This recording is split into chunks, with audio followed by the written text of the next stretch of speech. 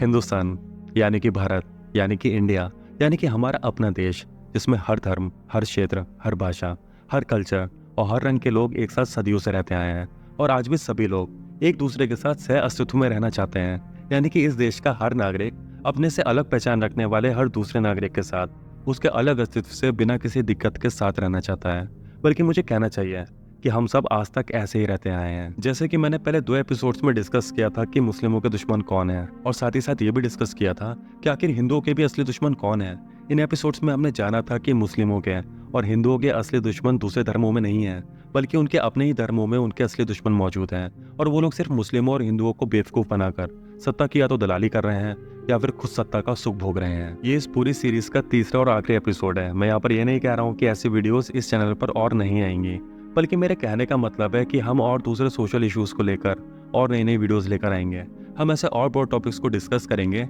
जिन पर कोई और ज़्यादा बात नहीं करता है या फिर करना नहीं चाहता है। हमारी सोसाइटी में ऐसे बहुत से टॉपिक्स हैं जिनको डिस्कस करना बेहद ही ज़रूरी है, क्योंकि बिना हेल्दी डिस्कशन के किसी भी समाज को प्रोग्रेशन के रास्ते पर नहीं ले जाया जा सकता है। इसलिए इस चैनल पर क्रिमिनल स्टोरीज के साथ साथ सोशल इश्यूज़ पर भी अब वीडियोस आएंगी। मुझे उम्मीद है कि आप मेरे इस चैनल को काफ़ी सपोर्ट करेंगे, जिससे कि मैं आपके लिए ऐसी ही नॉलेजेबल वीडियोस लेकर आता रहूं। तो चलिए अब बढ़ते हैं अपने असल टॉपिक पर। हिंदुस्तान में लगभग 1400 सालों से ही हिंदू और मुसलमान बेहद ही मोहब्बत और भाईचारे के साथ रह रहे हैं। ऐसी अनेकों मिसालें हैं जहाँ पर हिंदू और मुसलमानों ने अपने इस भाईचारे का सबूत दिया है। अगर हम इतिहास में देखें तो ऐसे कई वाक़यात मौजूद हैं जहाँ पर हिंदू और मुसलमानों ने भाईचारे की ऐसी मिसालें पेश की हैं जो कि आपको दुनिया के किसी और देश में देखने को नहीं मिलेंगी। आज भी हमारे देश में ऐसे बहुत सारे गांव हैं और सोसाइटीज हैं जहाँ पर हिंदू और मुसलमान बेहद ही भाईचारे और सौहार्द के साथ रहते हैं, और इन लोगों के बीच कभी भी किसी भी तरह का सांप्रदायिक झगड़ा या मनमुटाव नहीं होता है। इन गाँव और सोसाइटीज में आज भी सभी धर्मों के लोग एक साथ मिलकर एक दूसरे के फेस्टिवल्स को सेलिब्रेट करते हैं। अगर हम अपनी इंडियन हिस्ट्री में देखें तो वहाँ पर भी आपको ऐसे सैकड़ों वाक़यात मिलेंगे जहाँ पर हिंदू और मुसलमानों ने अपनी एकता और भाईचारे की मिसालें दी हैं। जैसे कि 1857 की आज़ादी की लड़ाई में हिंदू और मुस्लिम लोगों ने अंग्रेजों के खिलाफ बहुत पुरजोर लड़ाई लड़ी थी, और सिर्फ इतना ही नहीं बल्कि 1857 की लड़ाई में रानी लक्ष्मीबाई और आखिरी मुगल बादशाह बहादुर शाह जफर ने अपना सब कुछ न्यौछावर कर दिया था। 1857 की लड़ाई का एक किस्सा बहुत ही ज़्यादा मशहूर है। जब रानी लक्ष्मीबाई के कई सारे सैनिक अंग्रेजी फौज के हाथों मारे गए थे, तब रानी लक्ष्मीबाई ने बांदा के नवाब अली बहादुर सेकंड को एक लेटर लिखा, और उस लेटर के साथ में रानी लक्ष्मीबाई ने नवाब अली बहादुर के लिए एक राखी भी भेजी थी। असल में रानी लक्ष्मीबाई नवाब अली बहादुर को अपना छोटा भाई मानती थी, और जब अंग्रेजों ने आक्रामक होकर रानी लक्ष्मीबाई पर हमला किया, तब रानी लक्ष्मीबाई की फौज अंग्रेजों की फौज के सामने थोड़ी कमजोर पड़ने लगी। इसलिए रानी लक्ष्मीबाई ने 2 लोगों को मदद के लिए चिट्ठियां लिखी। एक चिट्ठी उन्होंने बानपुर के राजा मर्दन सिंह को लिखी और दूसरी चिट्ठी उन्होंने नवाब अली बहादुर को लिखी, और दोनों ने ही मतलब राजा मर्दन सिंह और नवाब अली बहादुर ने रानी लक्ष्मीबाई के लिए मदद भेजी। रानी ने नवाब अली बहादुर को जो चिट्ठी लिखी थी वो बुंदेली भाषा में थी, और उस चिट्ठी में जो लिखा था वो मैं आपको बुंदेली भाषा में ही पढ़कर सुनाता हूँ। रानी ने लिखा था कि हमारी राय है कि विदेशियों का शासन ना होना चाहिए। इनसे हम लोगों को अंग्रेजन से लड़ना बहुत जरूरी है। बहन की लाज खतरे में है। अंग्रेजों ने झांसी को घेर लिया है। रानी की ये चिट्ठी पढ़कर नवाब अली बहादुर ने तुरंत अपने 10,000 सैनिकों को रानी की मदद के लिए भेज दिया, और नवाब अली बहादुर के सैनिकों ने अपनी आखिरी सांस तक रानी का साथ दिया था, और इस तरह आज़ादी की लड़ाई में पूरे हिंदुस्तान की जनता कूद पड़ी थी। इसी तरह एक और किस्सा है, और ये किस्सा भी आज़ादी आंदोलन के वक्त के 2 क्रांतिकारियों का है। आप सभी शहीद आजम भगत सिंह के साथियों को जानते ही होंगे। उन्हीं साथियों में से भगत सिंह के 2 सीनियर साथी थे, जिनका नाम अशफाक उल्लाह खान और राम प्रसाद बिस्मिल था। अशफाक उल्लाह खान और राम प्रसाद बिस्मिल को काकोरी कांड में मौत की सजा सुनाई गई थी,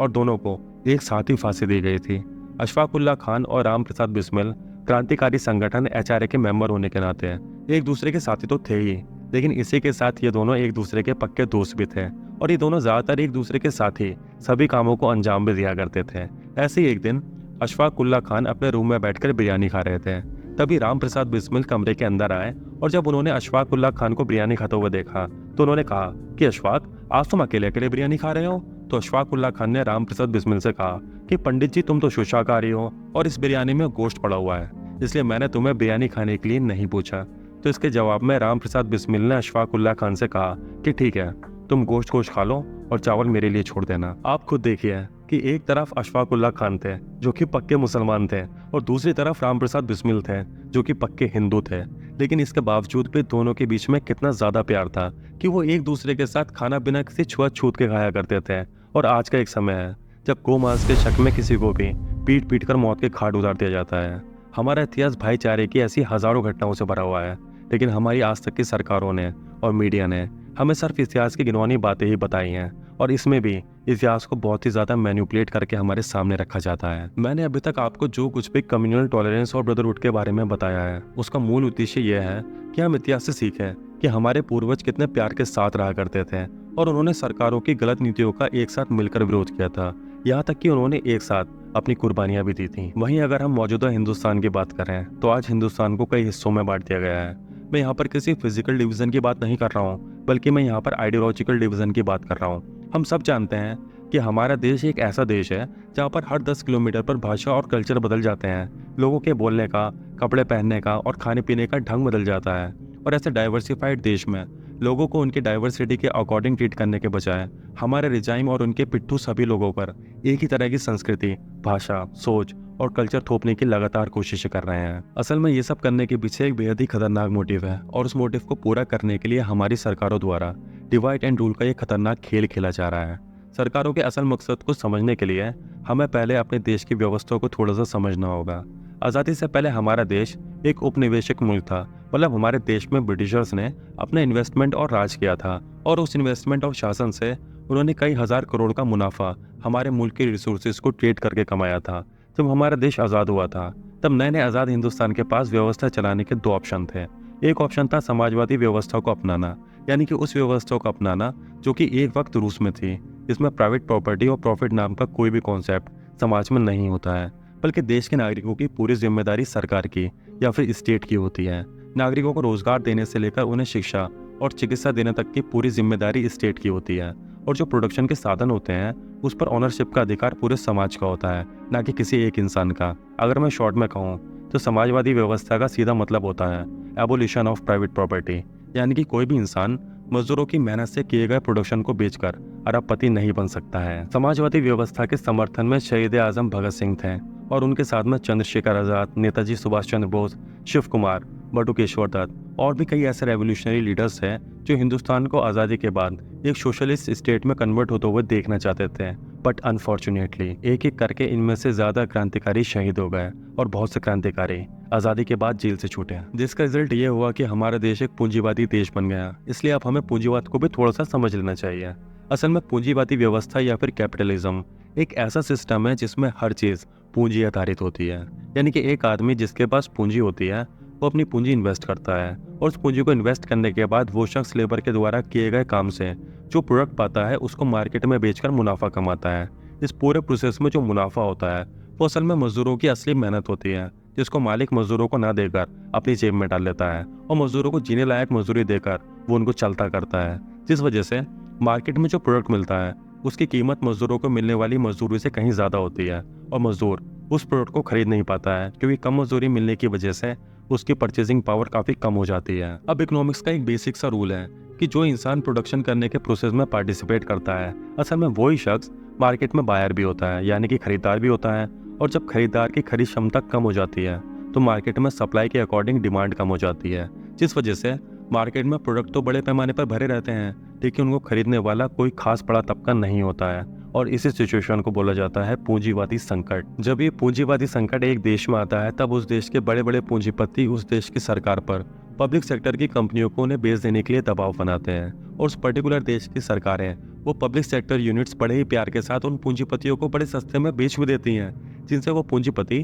कुछ वक्त के लिए ही सही लेकिन बड़े पैमाने पर मुनाफा कमाते हैं। और ये पूंजीपति उन पब्लिक सेक्टर यूनिट्स को खरीदते हैं जो जनता के लिए बेहद ही इंपॉर्टेंट होती हैं, जैसे railway, thermal electricity power plant, water plant, gas plant, petroleum वगैरह वगैरह। कहने का मतलब है कि पूंजीपति ऐसे यूनिट्स खरीदते हैं जिनमें घाटे की कोई गुंजाइश ना हो और जो यूनिट जनता की जिंदगी के लिए बेहद ही ज़रूरी हो। ऐसे पूंजीपति एजुकेशन और हेल्थ सेक्टर में भी इन्वेस्ट करते हैं क्योंकि इन सेक्टर्स में कभी भी डिफ्लेशन आने का खतरा नहीं रहता है और सरकारें पब्लिक एजुकेशन और हेल्थ केयर की सर्विसेज को पूरी तरह से तहस नहस कर देती हैं, जिससे कि लोग इन बड़े बड़े पूंजीपतियों के हॉस्पिटल और कॉलेजेस और स्कूल्स में जाएं और आम जनता की मेहनत की कमाई से इन पूंजीपतियों की जेब भर सकें। जब पूंजीवादी व्यवस्था संकट के दौर में पहुंचती है तब ये व्यवस्था एक ऐसा रूप इख्तियार करती है जिसको फासीवाद या फिर फासिज्म बोला जाता है। कार्ल मार्क्स और लेनिन ने बताया है कि जब पूंजीवाद अपनी मरणासन अवस्था में पहुंचता है तब ये खुद को कुछ वक्त तक जीवित रखने के लिए फासीवाद का सहारा लेता है और फासीवाद जनता के सभी डेमोक्रेटिक राइट्स को खत्म कर देता है और पूरी व्यवस्था को बेहद ही क्रूर तरीके से चलाने लगता है। असल में फासिज्म धर्म का और साइंस के टेक्निकल एस्पेक्ट्स का ऐसा मिला जुला पेक्यूलर मिक्सचर होता है जिसमें पूंजीपति मुनाफा कमाने के लिए और फौजी ताकत को बढ़ाने के लिए साइंस के तकनीकी पहलुओं को सहारा लेते हैं और देश की राजनीति को चलाने के लिए फासिज्म में धर्म का सहारा लिया जाता है। वे सामाजिक समस्याओं के सोल्यूशन के लिए साइंटिफिक टेम्परामेंट को इस्तेमाल ना करते हुए पुरातनपंथी धार्मिक सोच का सहारा लिया जाता है। हमने इतिहास में देखा है कि जब जब पूंजीवाद पर संकट गिराया है तब तब पूंजीवाद ने फासीवाद का सहारा लिया है। फासीवाद का उद्देश्य सबसे पहले यूरोप में 20वीं सदी में देखने को मिला था। पहले वर्ल्ड वॉर के दौरान इटली में फासीवाद को स्थापित करने के लिए एक्सपेरिमेंट चलने लगे और साल 1922 में जब बेनिटो मुसोलिनी इटली का प्रधानमंत्री बना तब उसने पूरी तरह से इटली में फासीवाद को कायम कर दिया और इटली अब एक फासिस्ट स्टेट बन चुका था। ठीक इसी तरह हिटलर ने भी जर्मनी को एक फासिस्ट स्टेट बनाया और उसने सारी समस्याओं की वजह यहूदियों को बताकर उनका कत्लेआम करना शुरू कर दिया और देखते ही देखते हिटलर ने 60 लाख से भी ज्यादा यहूदियों को मौत के घाट उतार दिया।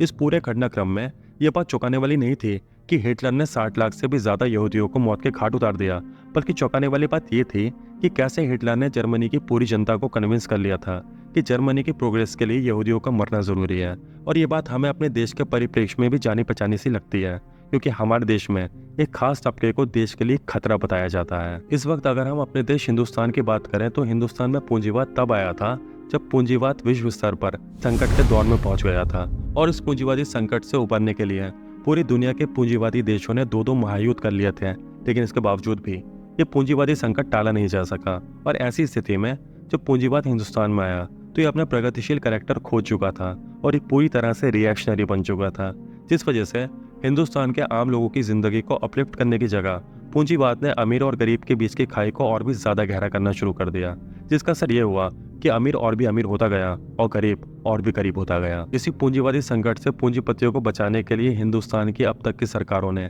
धीरे धीरे पब्लिक सेक्टर यूनिट्स को देश के टॉप के पूंजीपतियों को बेचना शुरू कर दिया। सबसे पहले टेलीकॉम सेक्टर को सरकार ने कमजोर कर दिया और पूंजीपतियों के लिए एक अपॉर्चुनिटी को क्रिएट कर दिया, जहां पर प्राइवेट कंपनियां टेलीकॉम सेक्टर में कूद पड़ी और टेलीकॉम सेक्टर को सरकार ने पूरी तरह से प्राइवेट ठेकेदारों के हवाले कर दिया। इसी तरह thermal electricity power plants, transport sector, railways और एयरलाइंस को भी प्राइवेट कर दिया गया। अब सरकार की नज़र एग्रीकल्चरल सेक्टर पर भी है और सरकार इस सेक्टर को भी पूरी तरह से पूंजीपतियों के सुपुर्द कर देना चाहती है। सरकार की पूंजीपति परस्त नीतियों की वजह से देश में बेरोजगारी, महंगाई और भुखमरी की समस्या बढ़ती जा रही है और देश की शोषित पीड़ित मजलूम जनता सरकार की पॉलिसीज के खिलाफ खड़ी हो रही है, जिसका सबूत देश भर में जगह जगह हो रहे विरोध प्रदर्शन है। और ज्यादातर विरोध प्रदर्शन किसी भी पॉलिटिकल पार्टी से स्पॉन्सर्ड नहीं है, जो ये साफ दिखाता है कि देश की जनता वाकई में परेशान है। सरकार जनता के गुस्से को अच्छे से समझती है, क्योंकि किसी भी देश की जनता जब सड़कों पर उतरकर एकजुट हो जाती है तो वो उस देश की व्यवस्था को ही पलट देती है। सरकार जानती है कि जनता में बहुत ताकत होती है,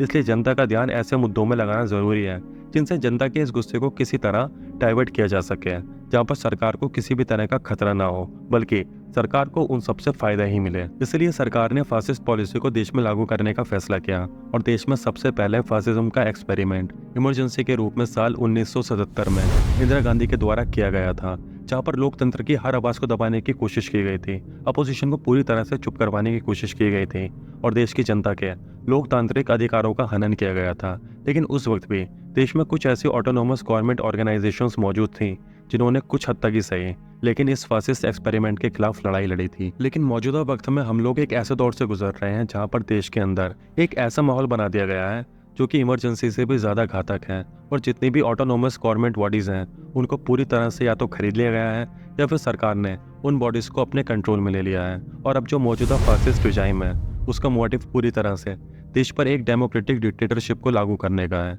जहाँ पर सिर्फ नाम का लोकतंत्र रहेगा और नागरिकों की जो सोशल लाइफ होगी वो पूरी तरह से फासिज्म के रूल्स के अकॉर्डिंग चलेगी। जो हमारी मौजूदा सरकार है वो पूरी तरह से बेनिटो मुसोलिनी और एडोल्फ हिटलर की फासिस्ट आइडियोलॉजी को सपोर्ट करती है और उन्हीं की आइडियोलॉजी पर चलते हुए मौजूदा सरकार देश की बहुसंख्यक आबादी को यकीन दिलाने की कोशिश कर रही है कि देश के माइनॉरिटी उनके दुश्मन है और उन्हीं की वजह से ये देश तरक्की नहीं कर पा रहा है, जिस वजह से माइनॉरिटी से सभी तरह के राइट्स को छीनने की जरूरत है और उनको पूरी तरह से एक सेकंड क्लास सिटीजन अपने ही देश में बना देना चाहिए और इस देश को एक हिंदू राष्ट्र घोषित कर देना चाहिए, जहाँ पर देश के हिंदुओं को अपना खोया हुआ सम्मान और स्टेटस वापस मिल जाएगा और ये देश तरक्की के एक नए रास्ते पर चल पड़ेगा। लेकिन सवाल है कि ये सब करके आखिर सरकार को क्या हासिल होगा? तो इसका जवाब है कि सरकार जिस तरह से पूंजीपतियों को पूरे देश के रिसोर्सेज दे देना चाहती है, उसकी वजह से देश के आम नागरिकों के लिए अपने जीवन को बेहतर बनाने के ऑप्शंस घटते जा रहे हैं, क्योंकि कोई भी परिवार तभी अपने जीवन को बेहतर बना सकता है जब उस परिवार के लोगों के पास नौकरियां हों, क्योंकि नौकरी करके एक इंसान को रुपए मिलते हैं और उन रुपयों से